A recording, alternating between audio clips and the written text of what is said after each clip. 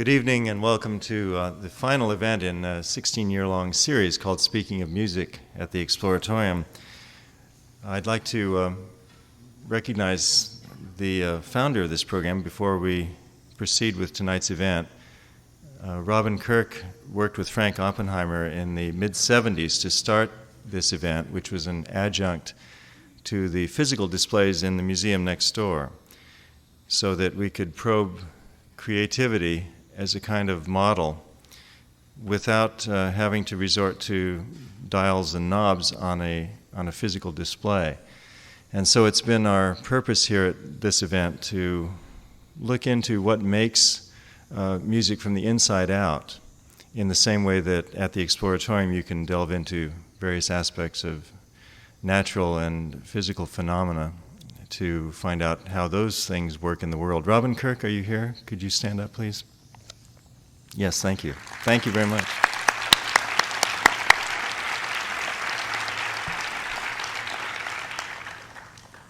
Tonight's guest is Ustad Ali Akbar Khan, one of the most distinguished residents of the San Francisco Bay Area. He has literally introduced Hindustani classical music to the United States through his appearance in 1955 on the CBS television program Omnibus.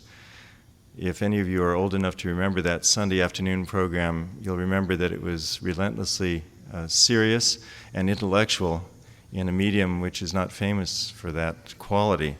And it was a program that my grandfather made me watch every Sunday, and I'm very indebted for that because it had a profound influence, I think, on my young life.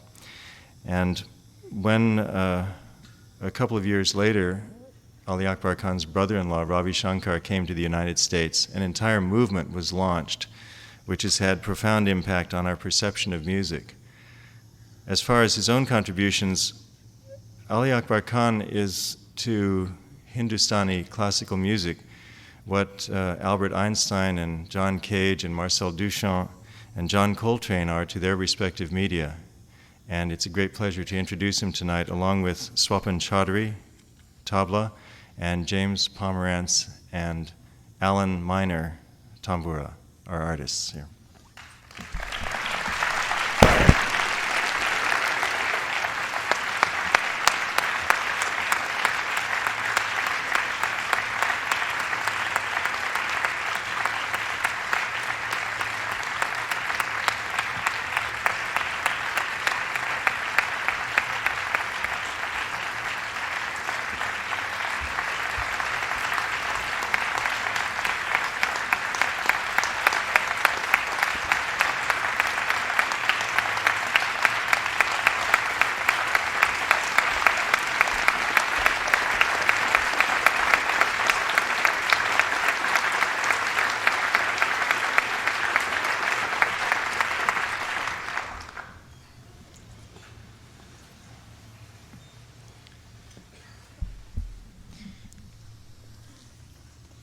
Khan Sahib, I was speaking a moment ago about hearing your music when I was younger, and you know, it didn't occur to me that you had to practice 18 hours a day to do your music, because I was studying piano, and my mother said an hour a day was plenty. Why do you have to study 20 hours, 18 hours at a time to learn this musical tradition? No, when I was very, very young, you see, I learned everything from my father. So he started teaching me first singing when I was 3. But he started with a 3-minute and then allow me to go and play. Then gradually become 5 minutes, 10 minutes. That way I started, and then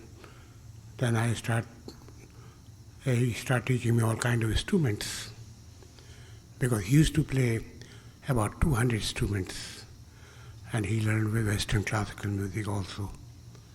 So he had you listen to Western classical music also? Sure. And I was young, I have to hear Bach, Beethoven, all these great musicians.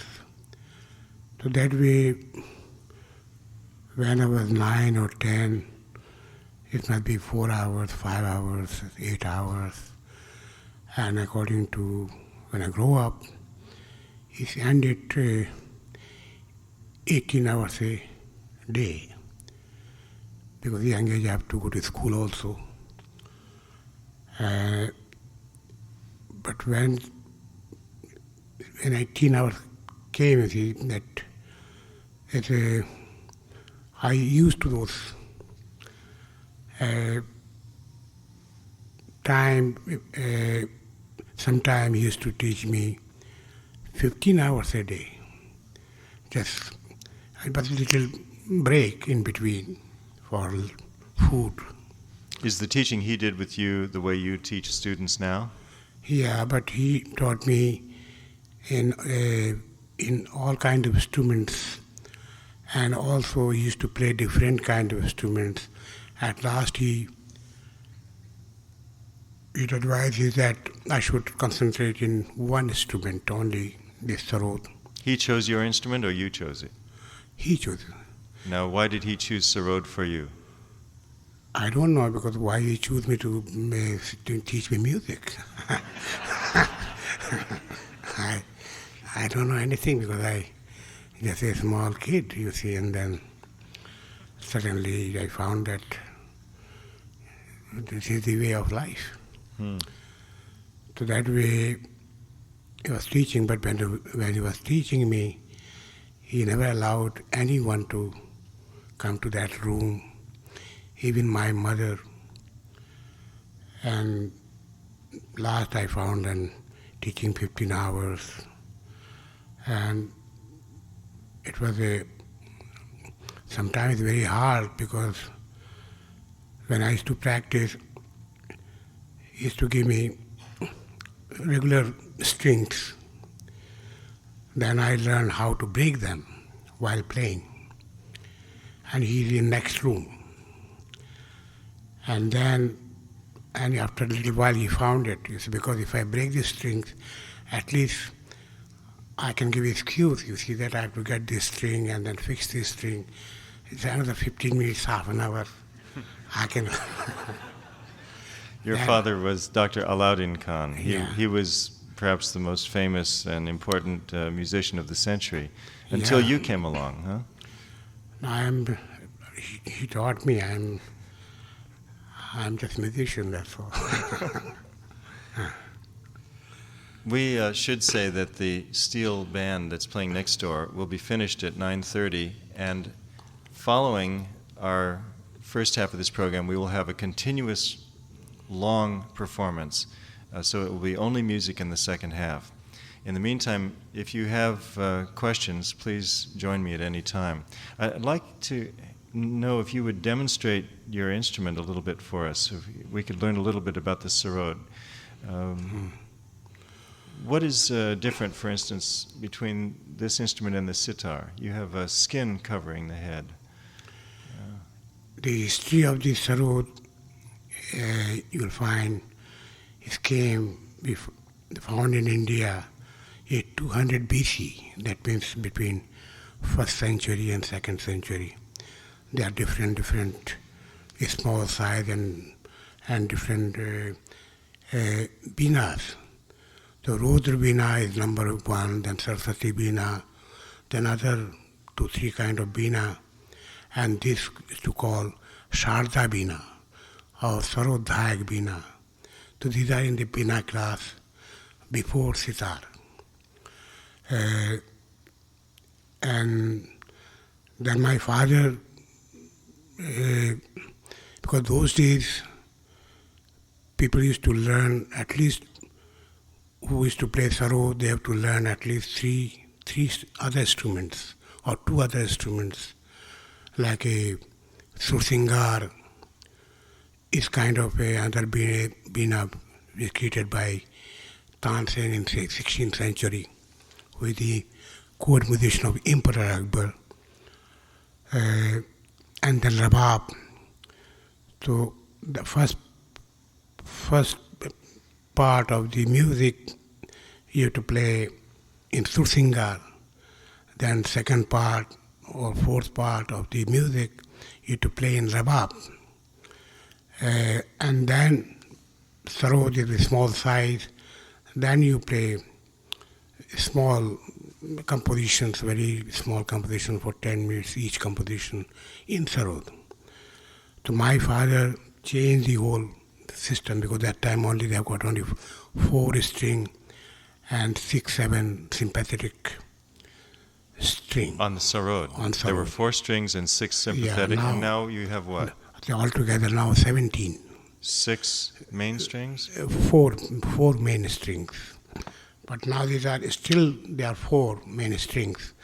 But sympathetic string and the, we call jawari strings are 4. So altogether 17 string, and the size he changed. And now he can play anything, because my father used to play violin. Then he used to tell me that you produce that sound in this instrument, then piano, then all kind of sursingar or rabab or pakhwaj. So all kind of things I have to learn and get the sound from him and try to imitate that sound in this. Therefore, this instrument also is younger than me, only 10 years. Yeah. And this wood is a time of my grandfather, so almost become over 200 years. Is it true? This tree is a wood tun, because this instrument you can make only in tun or tick. So my uncle, who is the younger brother of my father, he learned also music from my father, and my father told him that you try to make instruments. Then he created many other different kind of instruments, and he made this one for me when I was young. So you've had this all along. This is your main performance instrument. Yes, only my instruments. You don't use another one when you teach? You only use this one? No, sometimes it's many times broken in the aeroplane. I made many cases, and still experiment is going on. But it's broken many times. But anyhow, now when you it's could just buy another seat on the plane, put it with you. No, before I used to buy ticket for the plane, but nowadays they are not allowed. They're not allowed. They allow anything instrument inside. It could be dangerous. It's dangerous. Well, art can be that way sometimes. Is there anybody with a question so far? You want to hear the instrument first?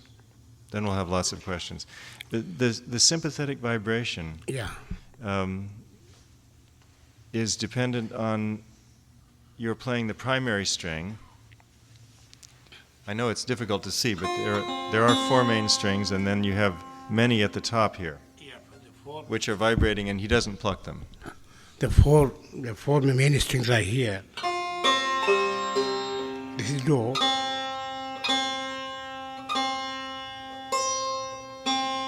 And this is called high pitch do, which is called chikari. And you can use like a drone, or you can keep the rhythm in this. And these are according to what melody you're going to play, you have to become flat or natural. And these are the sympathetic string which you can tune like this. Below.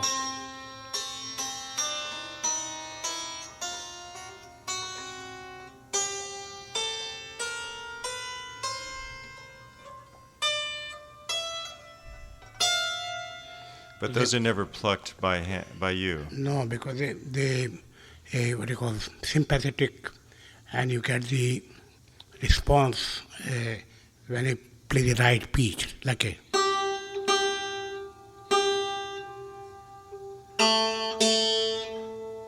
Now, if you played the wrong pitch, we wouldn't hear those sympathetic strings, would we?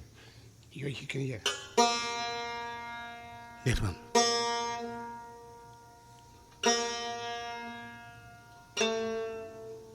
like a,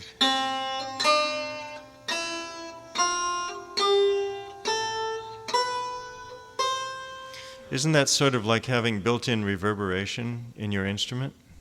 The way you would add in a recording studio now?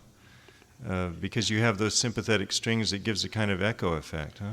yeah, sometimes they give the echo, and you feel that you're playing not only one instrument, but you have got a company, other instrument like in Western classical, you need piano, cello, something. So that fulfilled. And it's those things. important also that you have wire strings as opposed to gut strings, huh? That gives a characteristic sound. Yeah, this we get more melody. We have got guts string, but not in sarod. It's called rabab. So that you can't play the melody part, but you can play all the rhythmical part.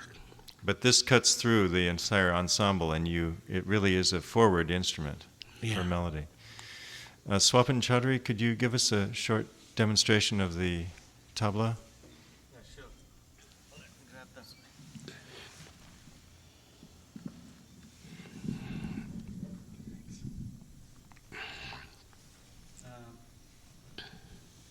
These two sets of hand drums is called tabla and baya. The right hand instrument, this instrument is called tabla, and the left hand drum is called baya. How do you spell that? B-A-Y-A, I guess. Baya. Baya. Baya, okay.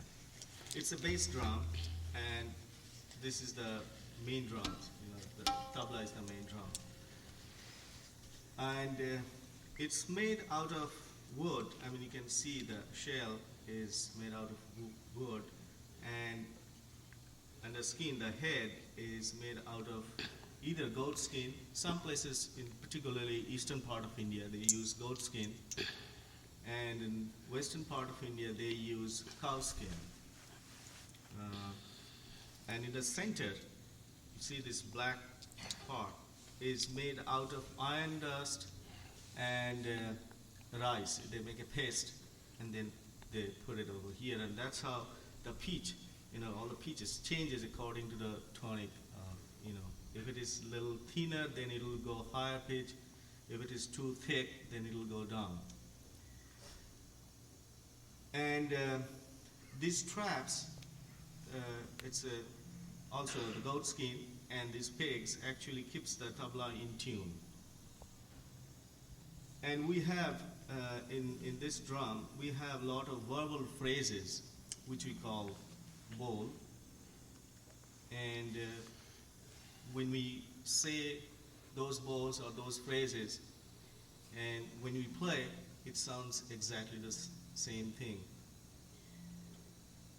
And also it can produce a number of different sounds, because of a lot of phrases. It's like a language, And in fact, it's taught by means of language, isn't it? Yes. So the different strokes have different key names. words. Exactly.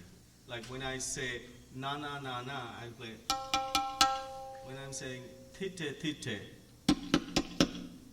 dhene dhene. Here I'm using the bass drum with it like that. And these are the main thing about the tabla. Now, in order to get started, you promised to play us something short, so we can give a listen and maybe produce some questions out of this. What do you have planned for us? Shall I say something about our tala system, our rhythm system? Maybe that would be a good idea. We could also do that after you do that, but if it's pertinent now, yeah. Yeah. The tala system is which is called like a rhythm cycle or time measure. We have over 365 different talas or rhythm cycles. Now, each rhythm cycle has its own phrases, verbal phrases, which we call teka, and also it ranges from 3 beats to 124 beats. And each tala or rhythm cycle has a different bars so that we can understand that this tala is 16 beats, this tala is 10 beats, this tala is 12 beats, it varies. And in the tala system, the very first beat, what we call sum, is the very important point. I mean, whatever we do all this improvisation, and after that we come back to the first beat. And sometimes it's hard to understand, particularly Western ear, what's happening, where is the first beat. But I think it takes a little time to understand that where the first beat comes, but you can see when you see the interaction and you see that the first point, when we come back to the sum, we always nod our head, to know that that's the first beat. That's how it works. So tala doesn't mean rhythm; it means rhythm cycle. It's a repeated cycle Exactly. that is the overall structure of Exactly. over which the melody is produced. And there's only melody. There's no harmony in Indian music. Is that correct? You have a drone, but you don't have parallel melodies at the same time. In the drone, in the tanpura. Yeah, but you don't have something the equivalent of Bach, where you have four melodic lines going against each other at once. No, usually. no, it's not like that. Just to give you the right pitch, to adjust your pitch. One, just like we say, sa and pa. There may be 2 notes or 3 notes, which are main note, because each raga they have got a, we call king note, the minister note, that kind of thing. Like chess. Yeah, so they you keep in that, and sometimes when you take risk to play some very difficult place, you see, especially when you have no Fred. So this tanpura is just like driving a car in the night, 2 lights help you. Otherwise you can't drive. So that is like that. What is on the end of the sarod, the large bulb on the end? Is that vibrating also? Does that create some sound? No, that I can hear. It's come to my ear directly to hear that I am in right, perfect pitch or not, or I'm using the right macro tone. It's a monitor speaker. It's kind of a monitor, you see. Okay. What are you going to play for us first? First, I didn't decide, but I can play anything. Any requests? Pardon? Yeah, we're ready. Okay.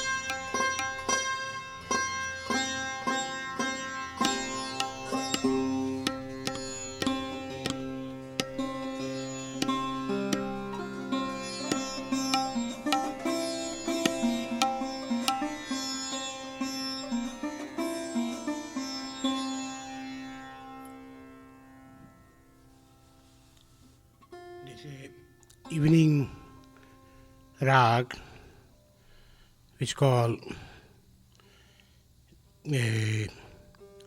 Jinjyoti. It's a mood of this rag, pathos and peace and joy. When we play some rag, we always play, we call alap. Alap means worshipping to God through the sound. And all the ragas, there are 75,000 different melodies in our music. And they've got different mood. So each raga they are fixed by their ascending, descending notes. Some ragas have got flat, sharp, some they are natural, sometimes some they are natural and sharp, or flat and natural and sharp. There are many kind of scale. And those sound, when you hear those sound, they have got spiritual power, and through the alap, it's kind of meditation. And that sound reaches to all of us who is listening and who is performing. And if they are right, that those sounds work in your soul, in your mind, and in your body, and they will react. They'll give you the feeling of those note, and some ragas also very good for healing purpose also. So these are actually, this kind of music is not kind of entertaining music, but is a kind of try to reach to God or give a nice thing to your soul.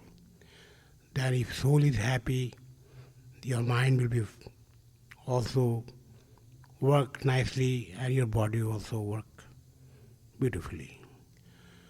Now you will hear just short alap and a little gut call which is fixed with the rhythm. Maybe I will choose to play slow gut in 16 beat, which is called Teen Tal. The short alap and the gut.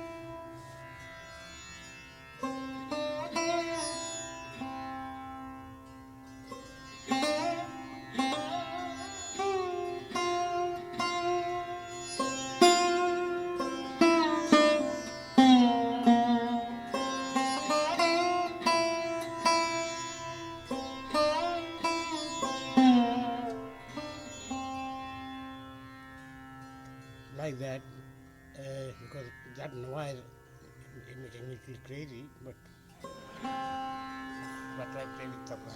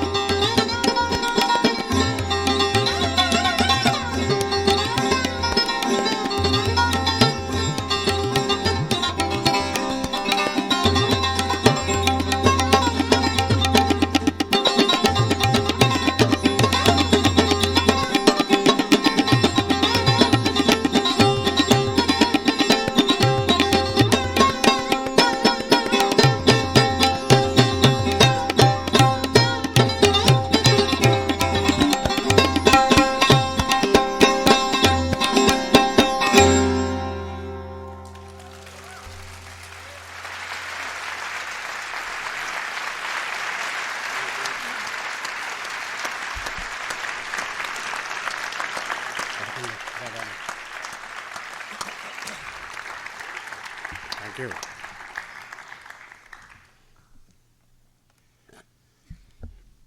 I keep being tempted to think that there's a continuum of activity like there is in Western classical music. You start with one movement, you go to another, you go to another. It seems to be organized that way.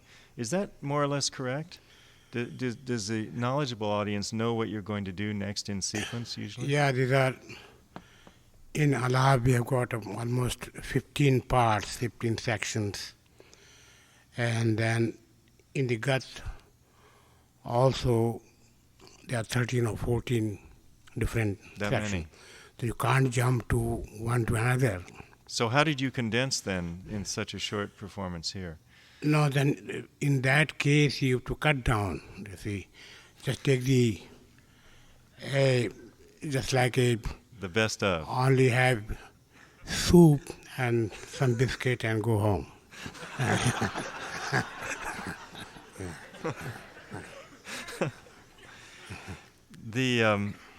The word raga, it doesn't necessarily refer only to the scale. It refers to a kind of continuum with the scale and tunes as the extremes. I mean, it's a combination of things, including what? Including the ascending and descending patterns and ornamentation? Yeah, it is, to show you the scale of this particular raga. What was it called again, this one? What is this one called? It's called Jinjyoti. Jinjyoti. So,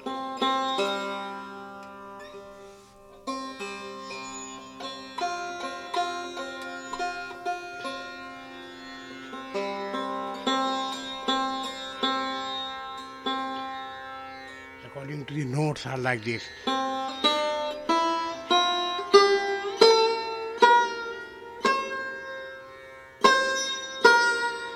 Flat this note. And natural notes are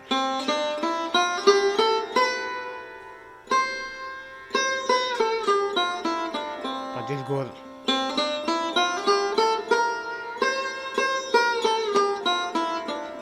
according to the rag.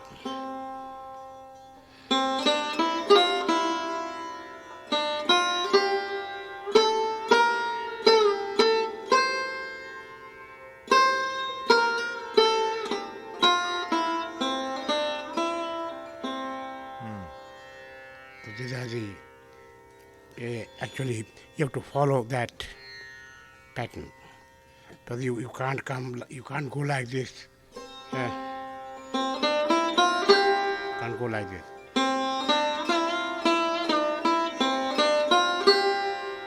Skip one note. Or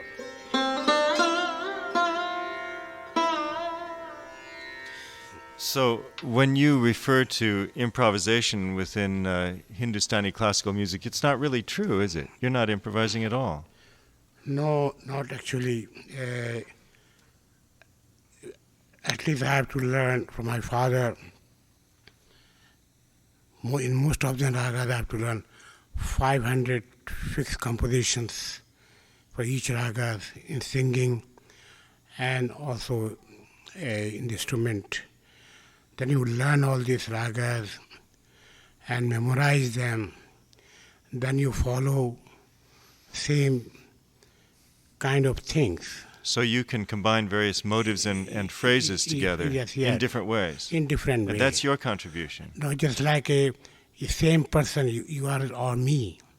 We don't go to friend house in same dress every day, but we are same person. And also we don't talk same thing what we talk every day. Well, some people do. Some people like then you don't like that people. Are there any more intelligent questions from our audience?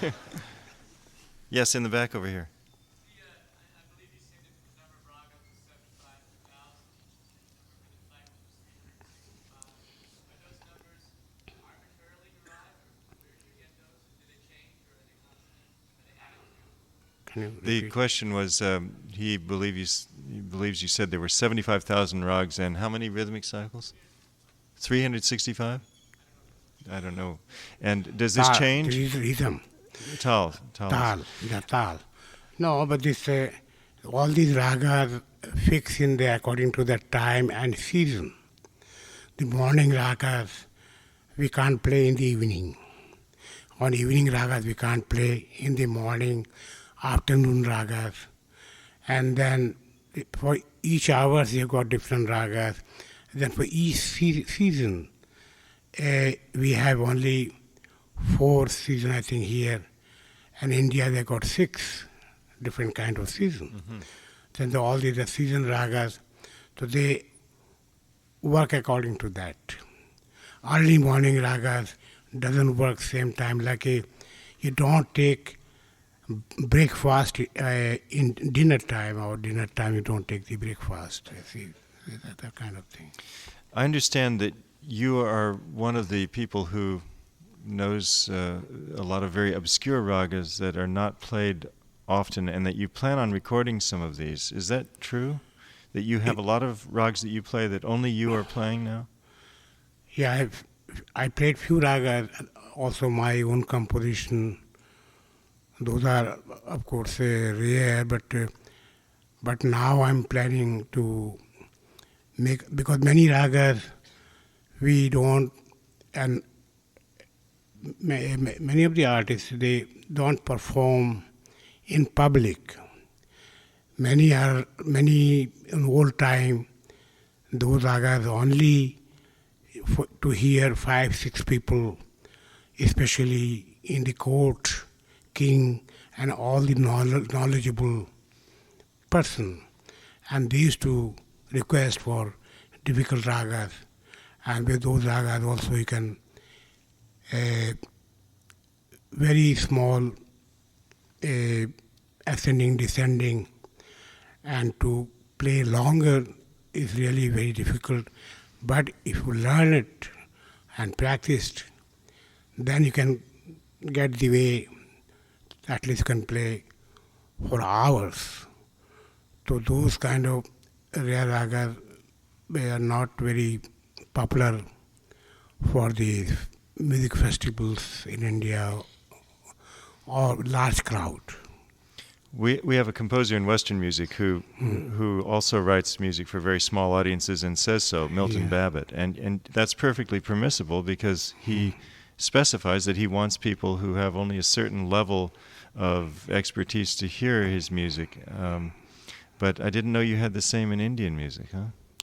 I think so. They are all similar. All music. So is it possible you would record some of these obscure ragas? Yes, I'm going to do that. You see, those rare ragas which you can't get chance to hear them, and also many rare ragas which not in the book, or many people they don't know. So those kind of things, it's my wish. I hope I can do it. You have your own family record company called Alam Madina. Right. What does that mean, Alam Madina? Alam is my father's name in childhood, and my mother's name was Madina. So Alam means when he was a young child, his father gave them name because he's got big head. To say, called Alam means actually the universe. Universe, huh? And Madina means earth.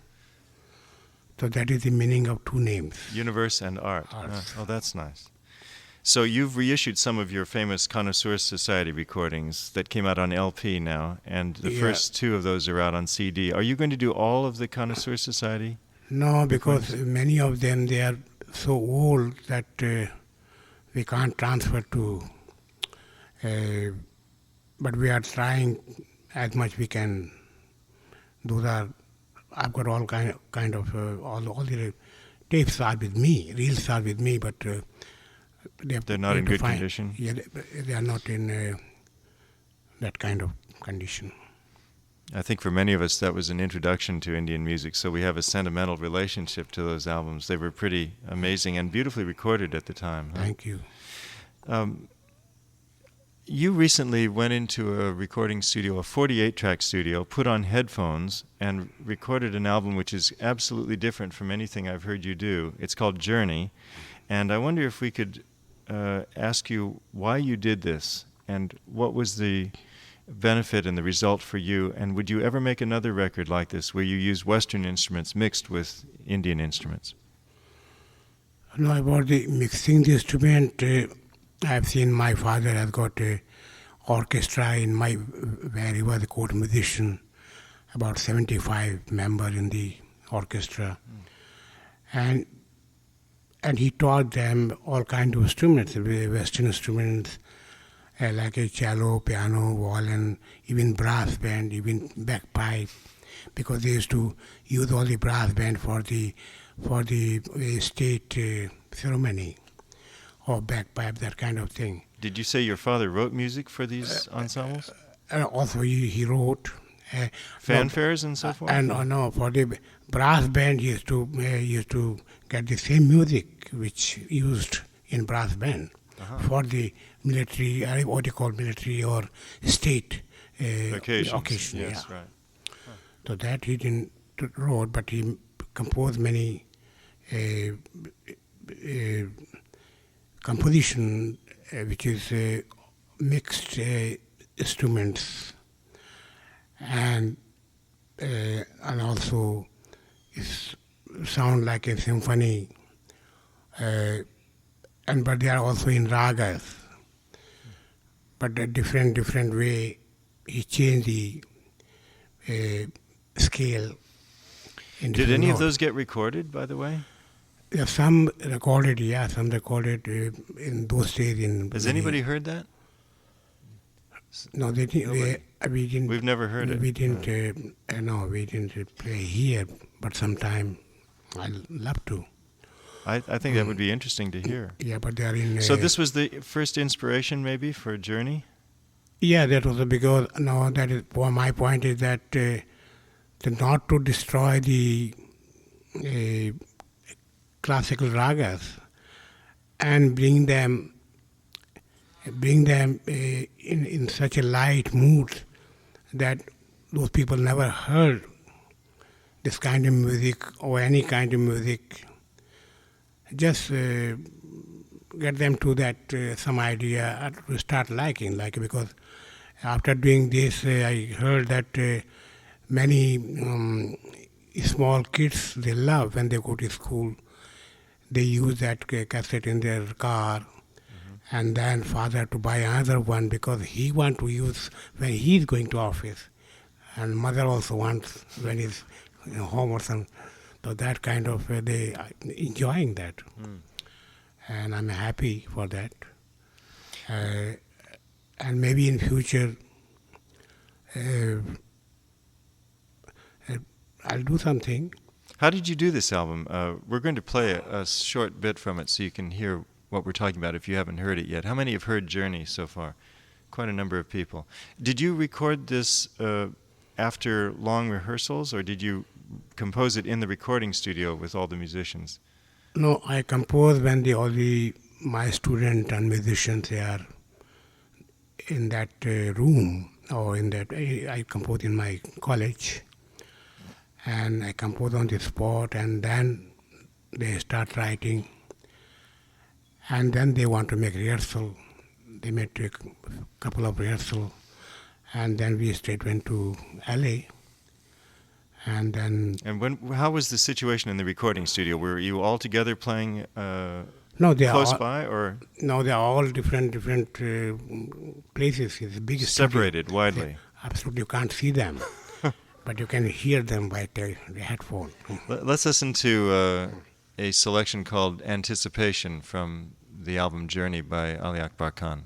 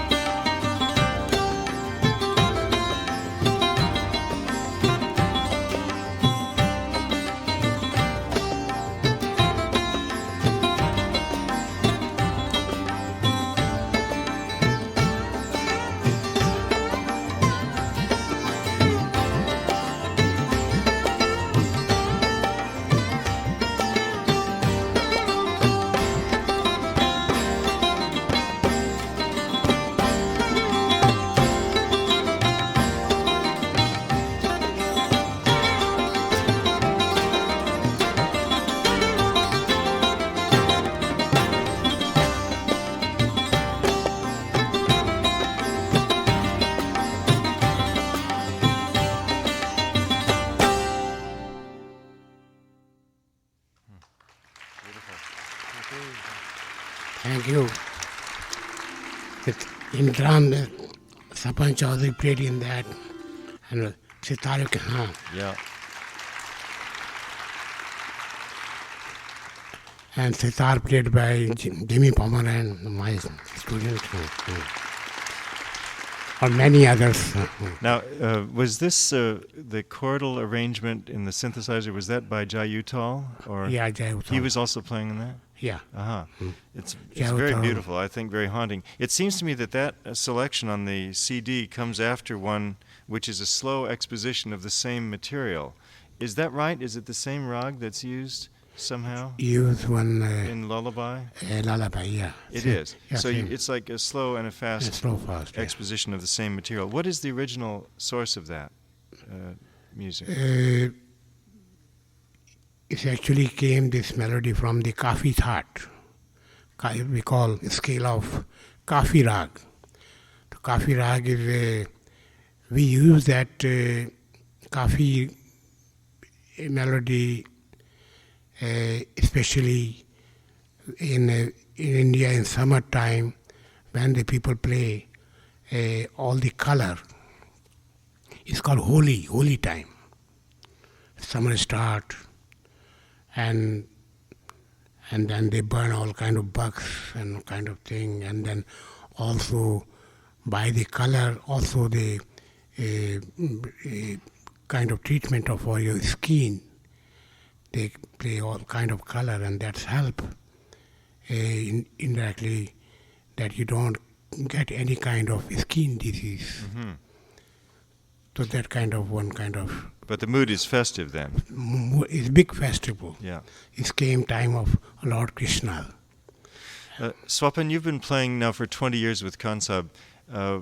What does it mean to you to have had this opportunity to perform with this great master? How has it affected your own career and your playing and your attitude toward music? Well, I think in my career, I think it's a turning point when I started playing with him. It's playing with him is not just I'm accompanying with him.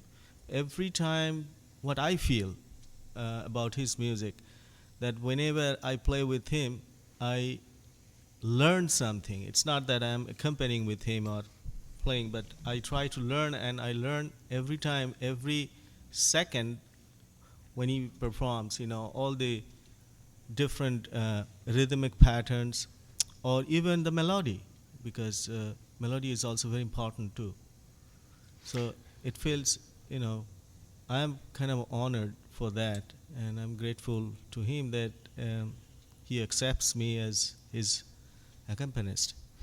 And I'd like to ask Alan Miner, because she's teaching at the University of Pennsylvania now and is a doctoral candidate in Sanskrit and has played sitar for many years, if you could encapsulate the originality aspect in Kansab's performing. What has he done that other performers never did before? Well, Kansab, I did some research on the history of instrumental music in North India, and I have to say that Kansab has been one of the most, well, we all know that, prominent innovators in instrumental music in, I'd say, in the 20th century after his father. What did he bring in? He has a unique quality of imagination, of flights of imagination that nobody can fathom. It just seems to come from nowhere as Kansab's artistic shine. He shines out in the melodies he creates. As he goes along, he creates melody after melody, and each one is a surprise. And each one shows new directions in the rag and surprises all listeners, both old and new. And I think his imaginative, innovative quality is what shines out in his music. Kansab, how do you attribute this ability? Is it because you were close to a great musician, your father, or is it because you have a particular irreverence about you? What goes on? How can you think of those things?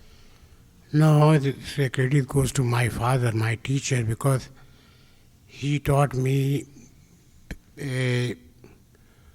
like a one raga. It took many ragas, of course, but at least I have to learn 12 years continuation of the same lesson in different way. He showed me that this raga has got this color, that color, so many way you can play. But you have to, therefore, it's just like like you're coloring your house. You put one time, one coat, and then when it dry up, then you figure out it's not right. Then you put another coat. Then maybe it's okay, but it's not very good. Then you make a 3 coat, you see, and then you see it's working. But it don't last for a year. And after a year, it become old again. Then again you have to do it. So like that, my father taught me each ragas at more than 12 years or 12 years, not less than 12 years. Hmm. Could we entertain a question or two from the audience? Yes, in the front here. Do you remember a group called Rainbow?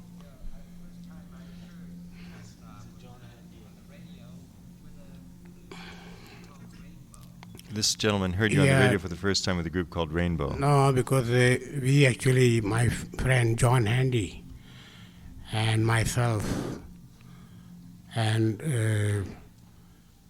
that we too started, you see, here. And then we done the recording, first recording in somewhere in Germany, which called Karuna Supreme.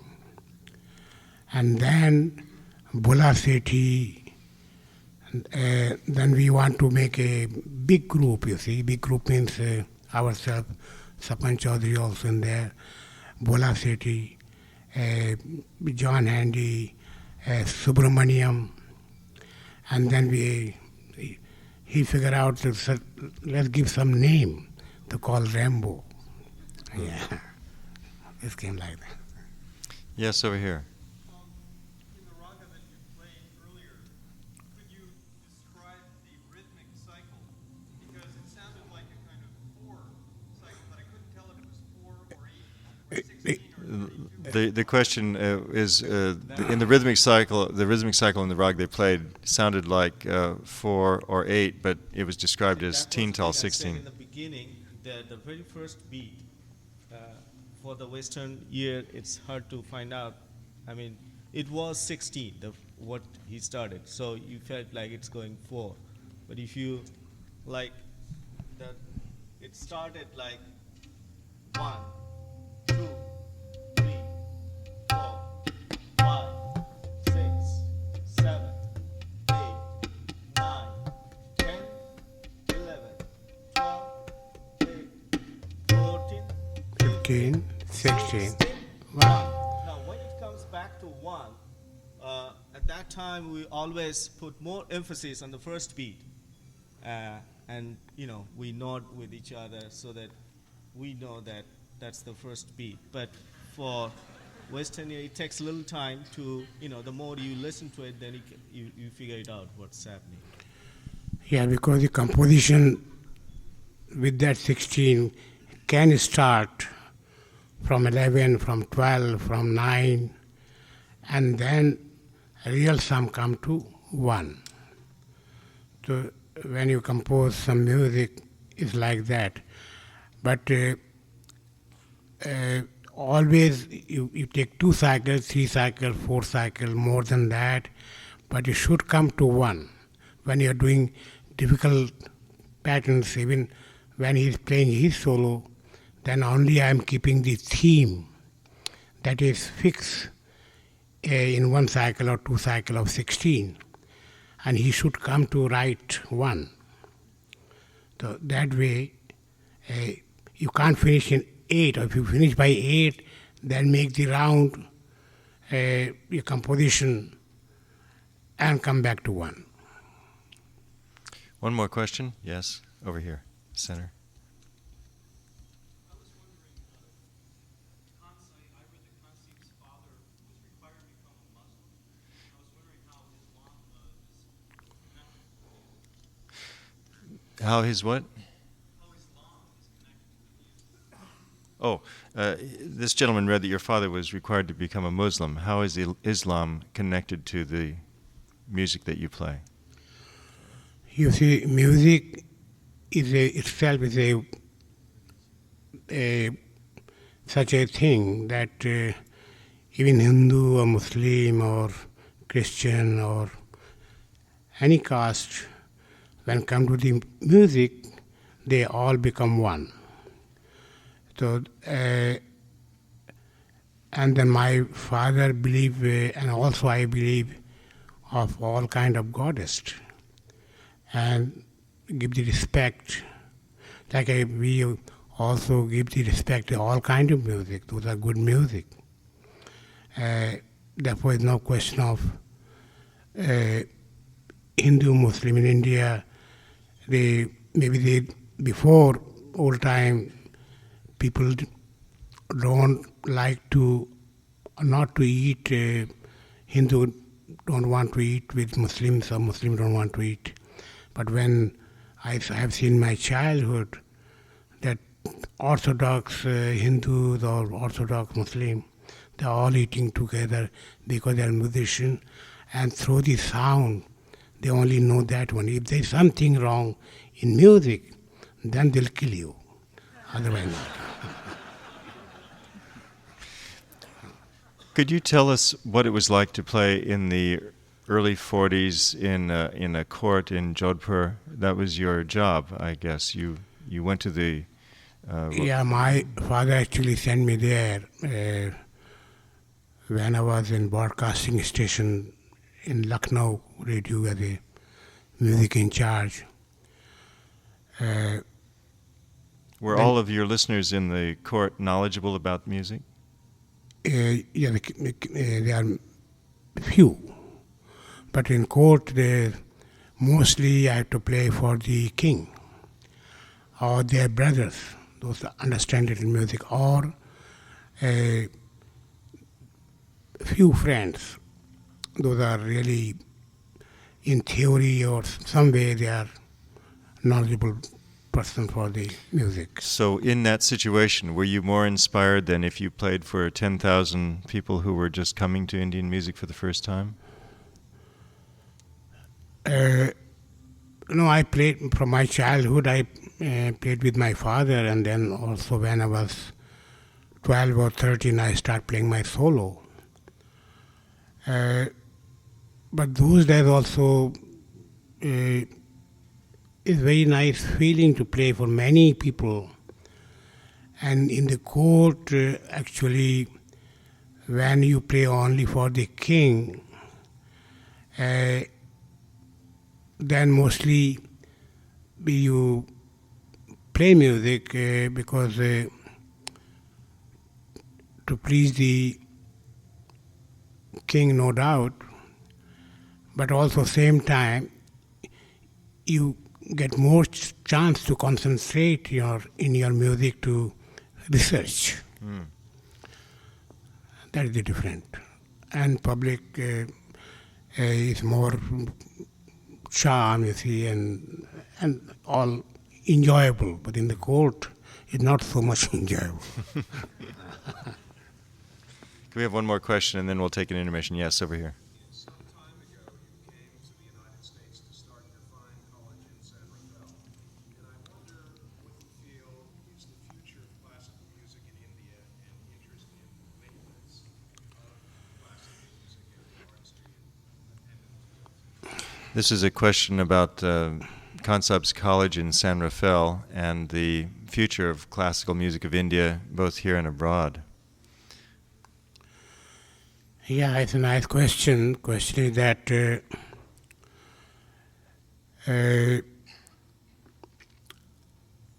because all these knowledgeable person and good